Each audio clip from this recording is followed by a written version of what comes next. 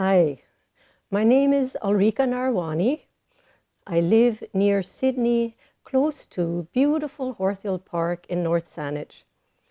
Before moving here, my husband and I did a fair bit of traveling, frequently in a small single-engine Cessna 182 and often accompanied by one or more of our 3 children. We also lived abroad for almost a decade in the US, in England, 3 years in India, and 3 in Thailand. And some of those experiences have seeped into my poems. I'd like to begin with 2 poems from my book, Collecting Silence, published by Ronsdale Press in 2017. My first poem is a ghazal. It has 5 couplets. Each couplet is quite distinct from the next, but they all have an underlying intuitive link. Blue and White Pottery. Qing Dynasty shards dredged from the Chao Phraya River. We glue them back together, make new patterns. 16th century Goa. A woman bites off a toe of the incorruptible body of Saint Francis Xavier to test if it's real. Today I walk on felt feet, leave the world to other conductors. Pen in hand, I sit in the honey of morning, wait for bees. The robin, its body aburst with chirps, beak marking beats, tail flicking. I'm envious. If only it wouldn't eat all my cherries. I once sat in Chopin's garden listening to his music. My ears grew big, luxurious, moss green, transplantable.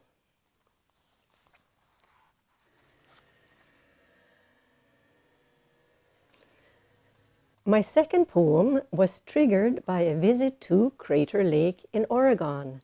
And the lake is in the caldera of an extinct volcano.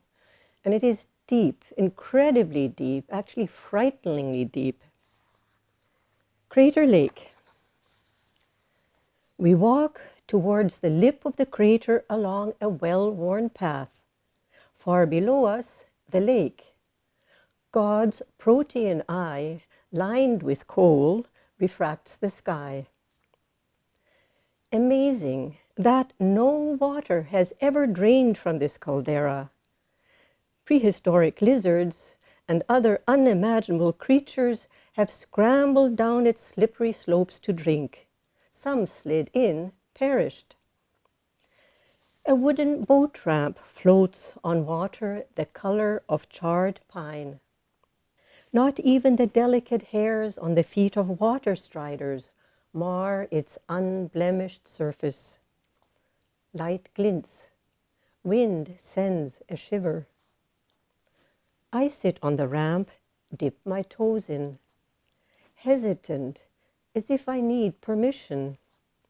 Think back to summers in the Okanagan and submerging in water warm as ripe melon. Here, we could have swum as Adam and Eve, the lake an offering all to ourselves. Diving in, knocked on the door of creation. But we do not enter.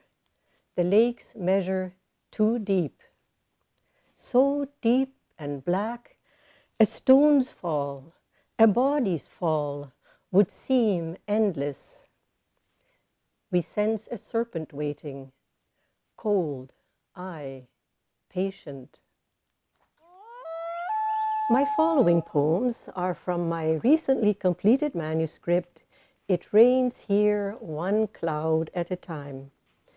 The title signals a slowing down, a concentration of gaze, which, for me, is a bit like writing poetry. I'll begin with a prose poem. It focuses on one of those really irritating incidents most of us have experienced in our computer-driven lives. Red alert. My computer screen, hack-attacked, is frozen red. Blazoned in sledgehammer letters, warning, call this number. In a panic, my mind as if hit by a bat. Heart stopped. No, racing, I call. Hear about Trojans, viruses, and weirdies wielding malware missiles of slash and burn. And pay and we'll fix it.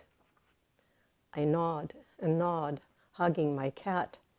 Whisper in the end, let me think about it.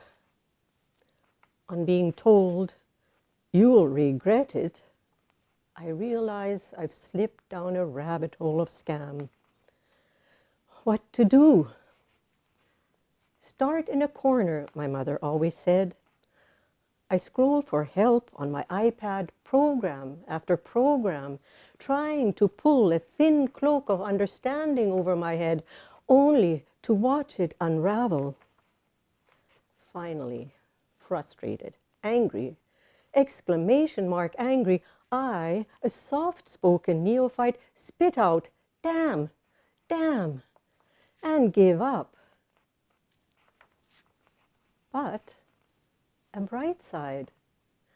Someone in Nigeria or Russia will be reading my poems.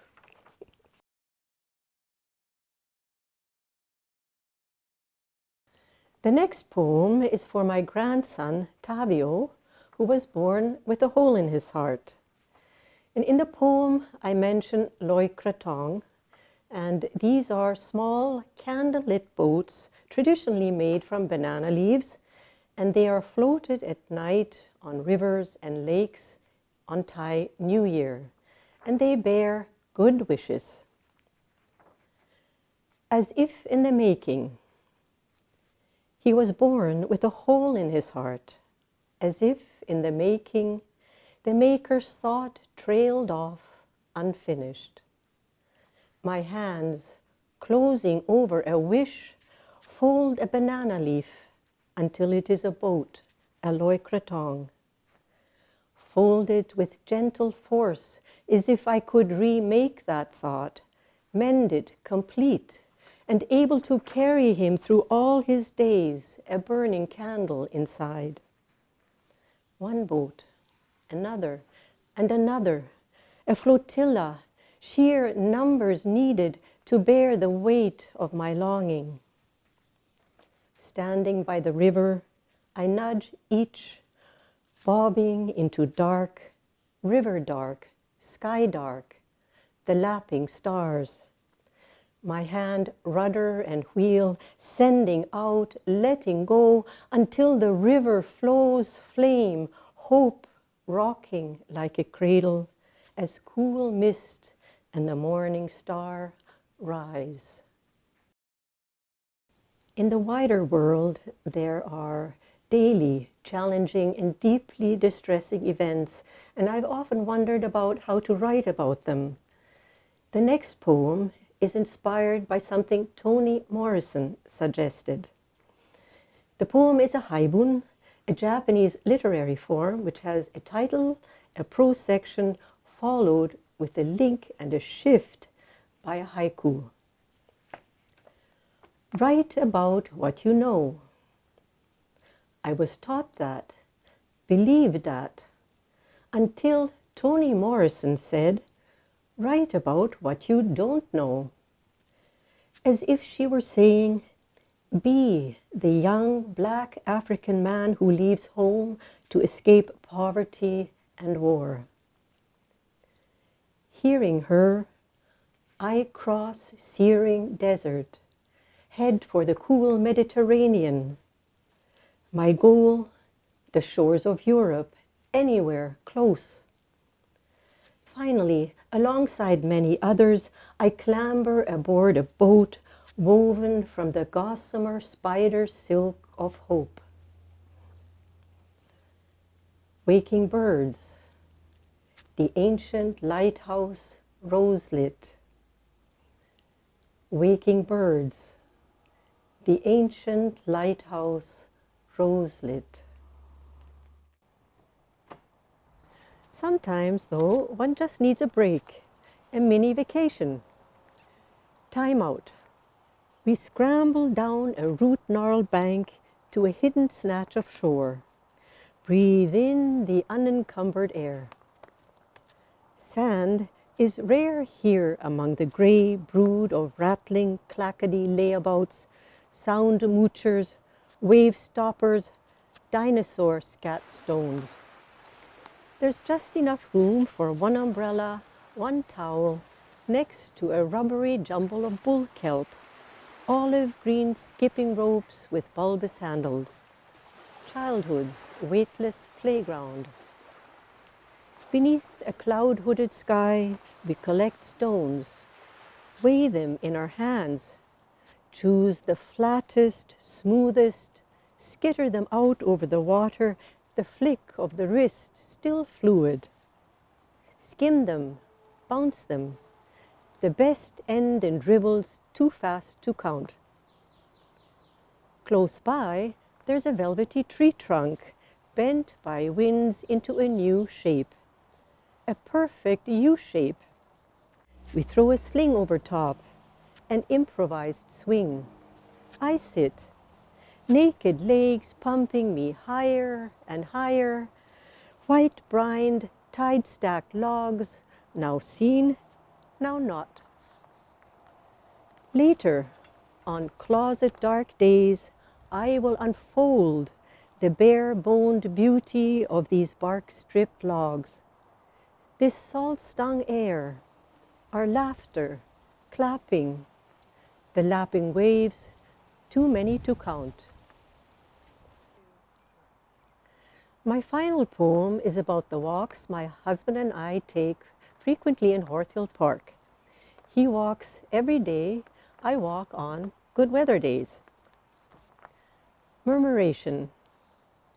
On our walks these many years, we carry with us a cardinal's pop of red in the oleander, a blue jay's nod to the sky, white beaks of black-headed juncos tucking into cottony aster berries, hummingbirds flitting refrains of light from fuchsia blossom to blossom, eagles circling with sun-tipped wings, eyes focused.